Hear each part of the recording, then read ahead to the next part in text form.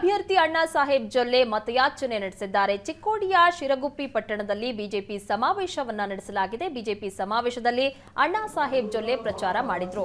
ಮೇ 7ರಂದು ಬಿಜೆಪಿಗೆ ನಿಮ್ಮ ಮತವನ್ನ ನೀಡಿ ಅಂತ ಮನವಿ ಮಾಡಿದ್ರು. ಮೋದಿ ಕೈ ಬಲಪಡಿಸಲು ಬಿಜೆಪಿಗೆ ಹಕ್ಕು ಚಲಾಯಿಸಿ. ಸಮಾವೇಶದಲ್ಲಿ ಕಾರ್ಯಕರ್ತರಿಗೆ ಅಣ್ಣಾ ಸಾಹೇಬ್ ಜೊಲ್ಲೆ ಈ ರೀತಿಯಾಗಿ ಮನವಿ ಮಾಡಿದ್ದಾರೆ. ಅಣ್ಣಾ ಸಾಹೇಬ್ ಜೊಲ್ಲೆಗೆ ರಾಜ್ಯಸಭೆ ಸದಸ್ಯರಾದ ಈರಣ್ಣ ಕಡಾಡಿ, ಮಾಜಿ ಸಚಿವ ಶ್ರೀಮಂತ್ ಪಾಟೀಲ್, ಪಕ್ಷದ ಪದಾಧಿಕಾರಿಗಳು ಸಾಥ್ ನೀಡಿದರು.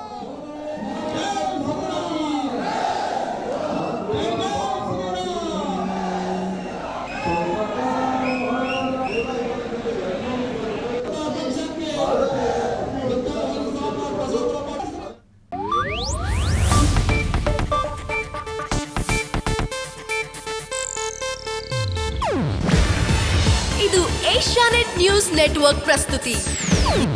ನೀವು ನೋಡ್ತಿದ್ದೀರಾ ಏಷ್ಯಾನೆಟ್ ಸುವರ್ಣ ನ್ಯೂಸ್.